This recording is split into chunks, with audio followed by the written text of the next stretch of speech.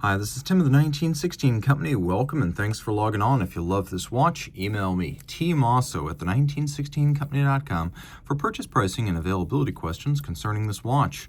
In 2023, IWC brought back the traditional Gerald Genta designed IWC Ingenieur style, and for 2024 it updated the collection with the blue dial Ingenieur Automatic 40 in stainless steel. The timepiece represents the real deal, not AstroTurf. We're in an era when everyone wants to have an integrated bracelet steel sports watch like the ones designed by Genta for IWC and Patek Philippe and Audemars Piguet.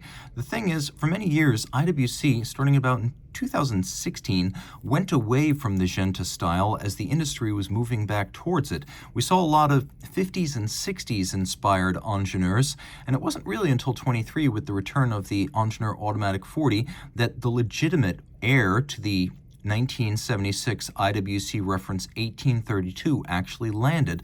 So again, this is a 2024 update of that 2023 watch with a blue dial. In steel, it's an easy watch to wear. Taking a quick look in profile, you can see it's thin at 10.9 millimeters thick from lug tip to lug tip.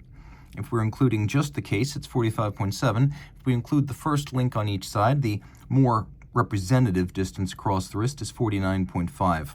We'll throw it on my wrist, which is 16 centimeters in circumference. The 1832 reference was known as the Jumbo Ingenieur, and in fact it was by 70 standards.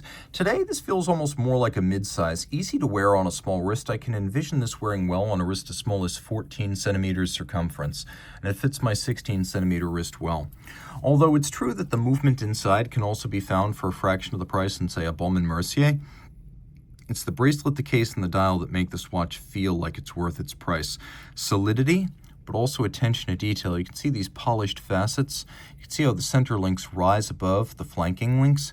You can see we have many removable links in here to enable precise sizing, and that includes intermediate size links. You see how we have a 1.5 size link right there, and then another one right here, in case you find yourself in between sizes. IWC branded clasp, double fold, sequential. One side closes before the other. Then you have to press both triggers to open it up. Not much to see around the case back because it is a solid case back, and again, this movement is very similar to that used by other Richemont Group companies, but you will note that it is 100 meters water resistant. It does have a screw down crown, and that little lightning bolt is supposed to imply that it's highly anti-magnetic, which it is, thanks to a soft iron inner cage that protects, I believe, up to 80,000 ampere per meter of magnetic flux density. So the watch should be able to function acceptably even in the presence of that flux density. Up top, we have integration of case into lug into bracelet. That's how it's supposed to be. IWC Probus Scafusia, the motto on the crown. We have nice beveling on the edges of the crown guards as well as the edges of the case. Satin on the flanks as well as the lug hoods. You can see the bezels quite complex. Satination giving way to a polished facet, giving way to a conical facet that is brushed. You should note that unlike, say, a Nautilus or Royal Oak, there is a little bit of a conical slant to that bezel. Dial side, a lovely metallic blue hue with a fascinating and repeating motif. We have rhodium-plated steel indices as well as hands, as well as date frame, and they glitter nicely. The watch features no shortage of luminescence, which you could see here. And then we have both a hacking seconds and a quick set date function. You can see the historic Ingenieur logo down at the bottom. Also note the slight azurage or sort of concentric grooving of the minutes and seconds track outboard.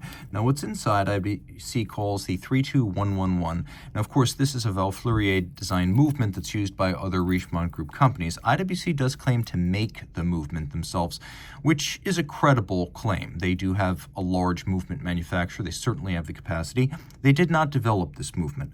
On the plus side, it's rugged and it's long-legged, so it's 120 hours of power reserve, that's 5 days. Automatic, 4 hertz, 21 joules, quick set date, hacking seconds. It's got everything you would want for a movement in a modern sports style 3-hand and date timepiece. This is a watch that could be your dress watch, it could be your sports watch. It's extremely versatile and it will fit both men and women, so there is no need to size down. A handsome and versatile timepiece. I really believe you have to hold it in the hand to understand why it costs more than, say, a Baume & Mercier. It's deeply impressive. Reach out to Team Mosso at the 1916company.com for purchase and pricing details.